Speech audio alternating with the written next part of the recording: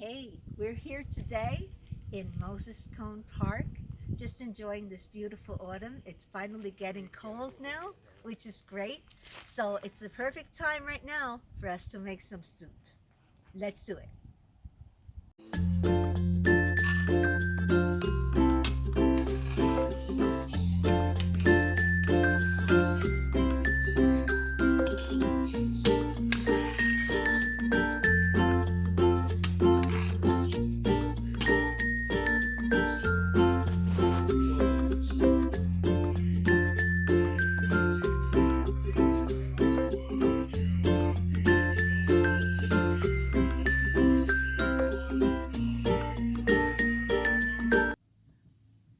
All right, just so you know, there's going to be one little change to this soup, which I usually make a different way.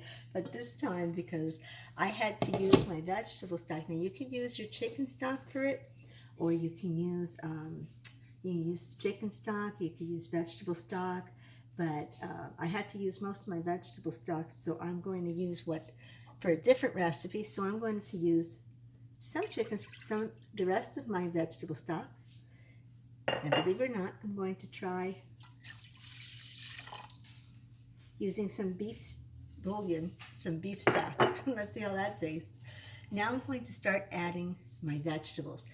And I'll tell you, I usually make this recipe kind of different depending on what I have on hand. And that's what vegetable soup is usually. It's usually all these different vegetables together.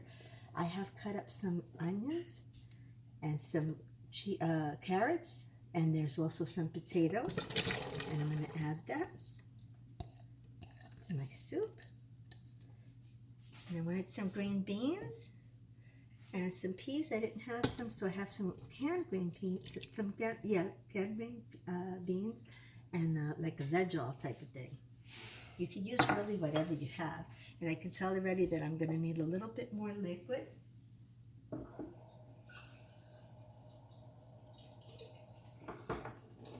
So I'm going to add just a little bit more so it could cook. And now I'm going to start with my seasonings. I'm going to put in some rosemary, some parsley. Okay.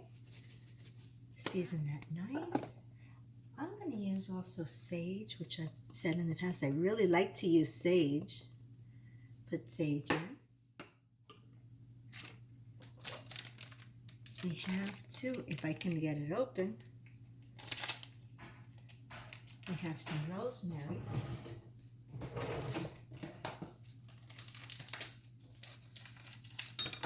Just going to cut it and put a little flip on it. Here's some rosemary. We have some thyme.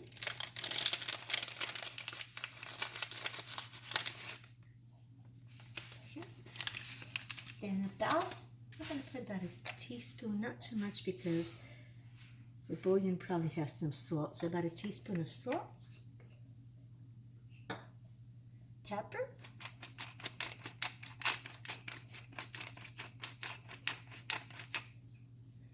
I'm actually going to add this time a little coriander, which I change up sometimes the spices too. But the coriander has a reason too. It's a really nice spice. Then let's add a bay leaf to that, which we'll take out afterwards. And I have a little bit left over of some tomato puree, which I'm going to add to that. And I have this kind of high, so I'm going to bring it down to a simmer. I'm going to give this a stir.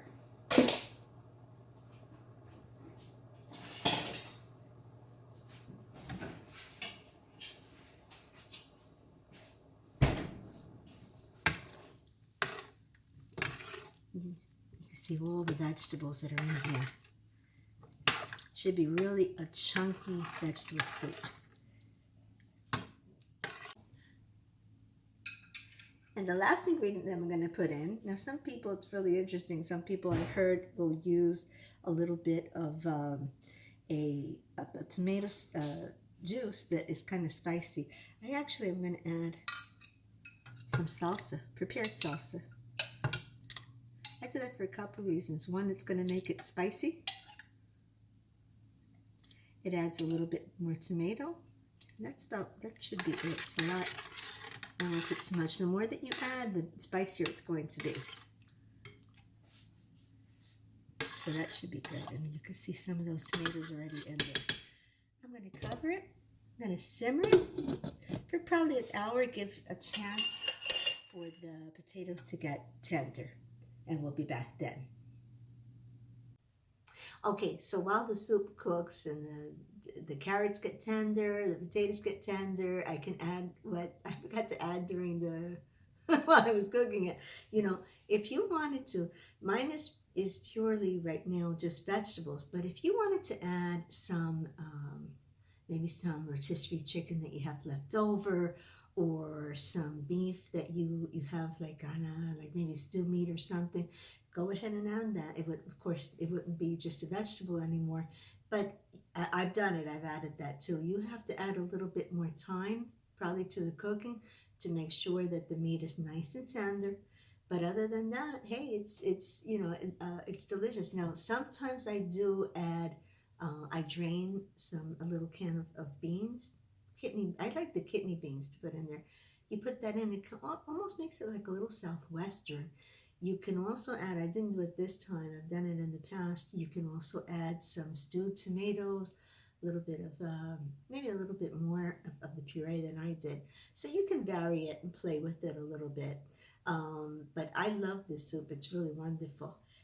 And as soon as it finishes, we can taste it. Don't go away at the end, because I have a little bonus recipe for you, that's something that goes along with the soup.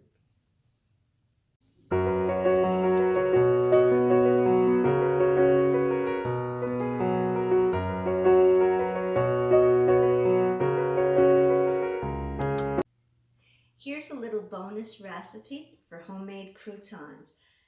And all I got some bread that I like to get from our bakery in the supermarket. And if I don't get to use it all, and I think I'm not going to get to use it, rather than waste it, I'll make croutons out of it. And what I'll do is I'll take the bread, okay, and this one happens to be like a whole grain, and I'm going to cut it up into cubes. You want a bread that will hold up while you're cutting it, that's not going to break up very much. You can, even if you make some bread and it tends to be a little bit rougher, not rougher, but a little bit stronger, you can use it to make the croutons, okay? I make a nice amount of croutons. I'm going to throw them into a little bowl. Now what I'm going to do is I'm going to add some olive oil. I'm just going to drizzle it into the bowl. Be generous. I'm going to take some garlic, that is ground garlic. Bites a little bit. I'll be liberal with that. And how about some parsley? You can also use butter that you melt, but I like to use the olive oil. So here are your croutons. It took 15 minutes. Halfway through, I turned them so that you could see that they browned, and some of them browned on the other side. And they're ready now to just put away.